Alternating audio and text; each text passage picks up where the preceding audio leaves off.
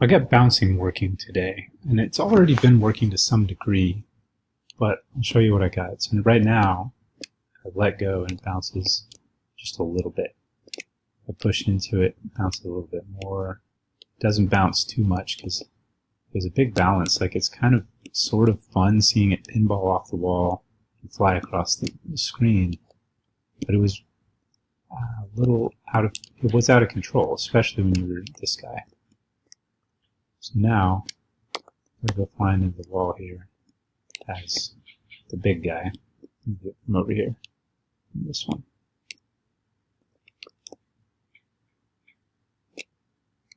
Bounces a little. See that? But it's actually not that hard to keep it in the rails, like this. If I wanted to keep it along the edge, I could do it without too much trouble. So I'll show you what I had to do to get that working. I had to make physics material. And you can actually do that, like, where is it? Probably looking right past it. There it is. Physics material. And I set these frictions to 0.6. I don't think that matters so much for my bounciness, but it does matter somewhat.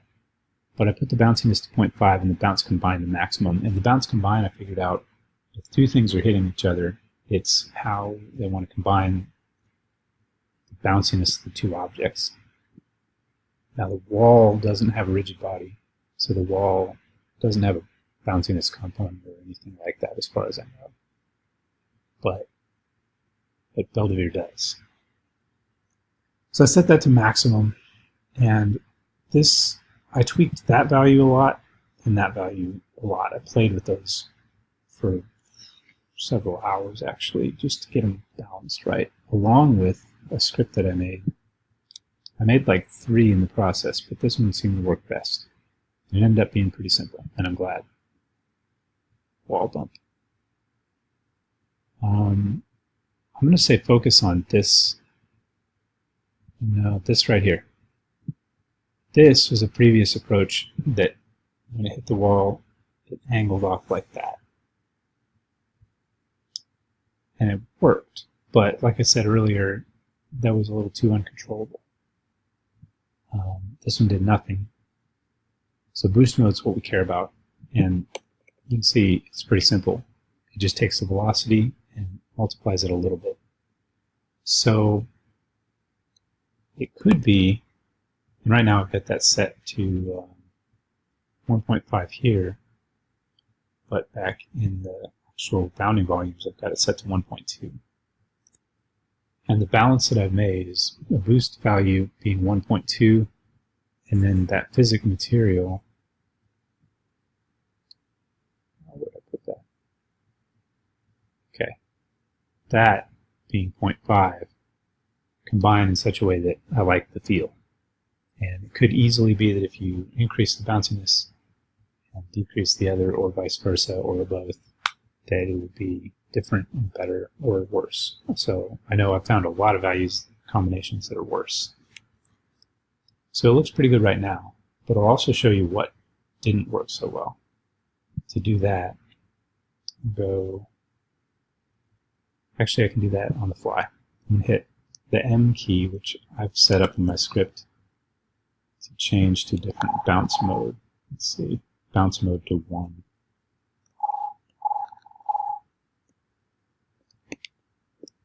Let's see here. So what's the bounce mode right now? 2.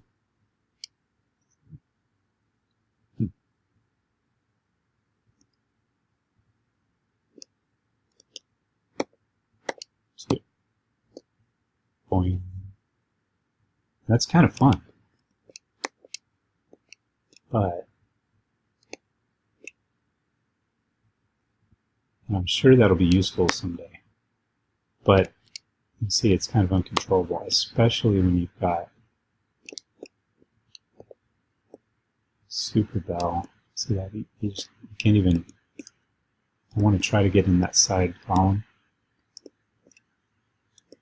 It's like almost impossible. It's kind of fun in a different way, though. So I'll show you what I did there. even in my computer. There.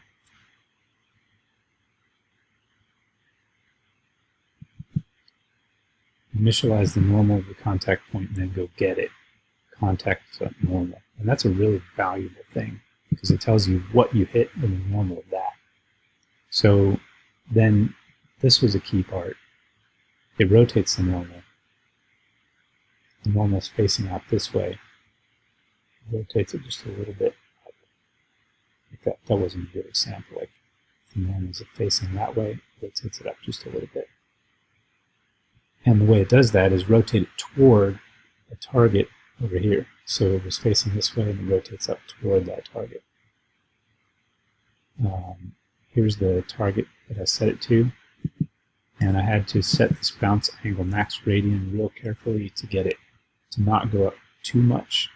And it says it will never exceed the target. But what I haven't done is dug into this rotate toward enough to really understand what it's doing, enough to say I know exactly the settings to make it, but these worked. Target height I've got set to 5 and max radians 0.3 and bounce speed 50. So if I take that down to 30, you can see it bounces a little less. Mode. There we go. But at some point it actually glitches out. Like if I go down to, let's see, 20, okay, 10, which seems like it should be a decent number. But it either stops working or starts tweaking on the left edge. It doesn't work. So anyway, that's what I did. Oh, I didn't get to this part. So that rotates the normal, and then this takes the normal and expands it out to the bounce speed, which you set up here. That's what I did. And here's the key down thing with a incredibly inelegant bounce mode shifting thing with a case down here.